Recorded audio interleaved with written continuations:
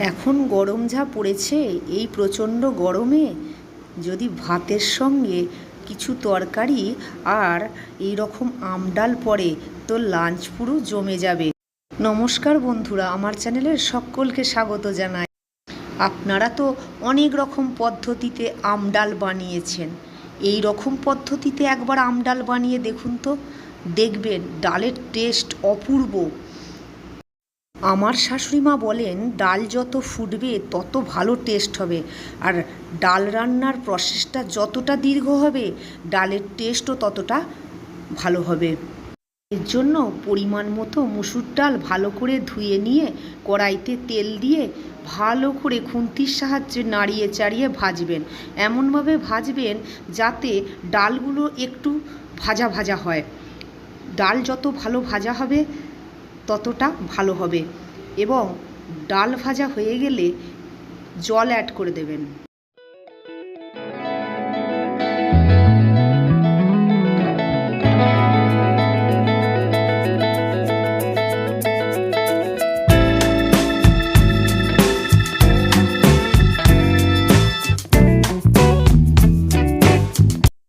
এই যে ডাল ভাজা কমপ্লিট হয়ে গেছে, এরপর পরিমাণ মতো জল দিয়ে ঢাকা দিয়ে ডালটা সিদ্ধ হতে দিন। পর আম ডাল হবে, যেহেতু আম নিয়ে নেবেন। আমকে নিয়ে এরকম সাইজের কুচি করে নেবেন, ভালো করে জল দিয়ে ধুয়ে নেবেন। দুটি লঙ্কা চিড়ে নেবেন। এই যে ডাল সিদ্ধ হয়ে গেছে, এবার ডালের জলটা কড়াই থেকে তুলে নিতে হবে।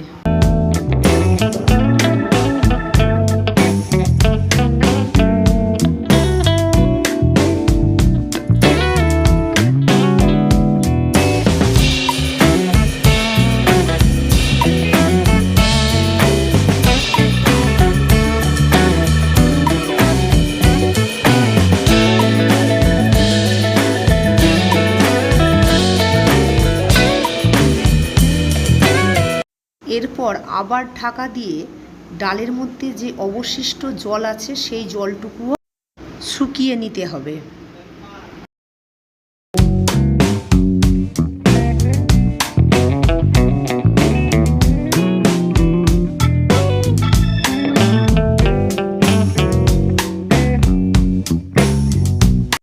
এই যে এবার ডালের জল প্রায় শুকিয়ে গেছে, এবার হাতার সাহায্যে ডালটিকে ভালো করে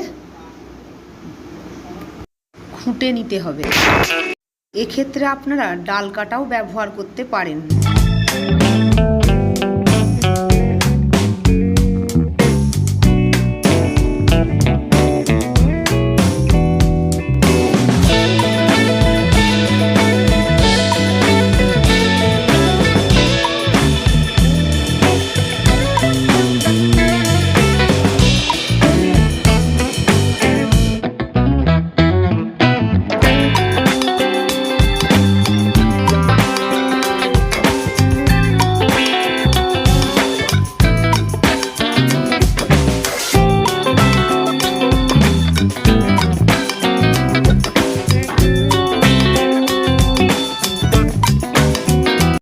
এমতো অবস্থায়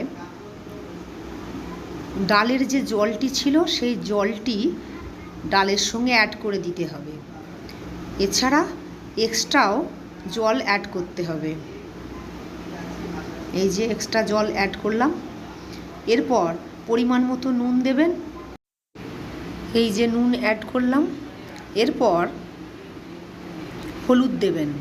হলুদ দিয়ে ভালো করে খুন্তির সাহায্যে নাড়িয়ে নেবেন।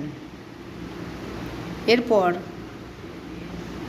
দুটি কাঁচা লঙ্কা চিড়ে দিয়ে ঢাকা দিয়ে দেবেন। ডালটাকে ফুটতে দেবেন। ফোটার পর ঢাকা সরিয়ে ডালটিকে কড়া থেকে আবার গামলায় তুলে নেবেন। এই যে ডালটিকে গামলায় তোলা হলো, এখনও একটি স্টেপ বাকি। এরপর কড়াটিকে ভালো করে পরিষ্কার করে গ্যাসে বসিয়ে দেবেন। এই যে কড়া পরিষ্কার করে গ্যাসে বসিয়ে দিয়ে কড়া গরম করানোর পর্ব চলছে। এরপর কড়া গরম হয়ে গেলে কড়াই তেল দিয়ে দিন, একটি শুকনো লঙ্কা চিড়ে কড়ার মধ্যে দিয়ে দিন, অল্প পরিমাণ সর্ষে কড়ার মধ্যে দিয়ে দেবেন। আমডালে সর্ষে ফোড়ন দারুণ টেস্ট বাড়ায়। সর্ষেটা যেই হালকা ভাজা হয়ে যাবে অমনি হাতার পিছনে করে সর্ষেটা কিছুটা ভেঙে দেবেন, এতে ফোড়নের স্বাদ আরও ভালো হবে। এই যে সেই প্রসেসটাই চলছে। এমতো অবস্থায় ডালটি কড়ার মধ্যে দিয়ে দিন। এই যে দিয়ে দেয়া হলো।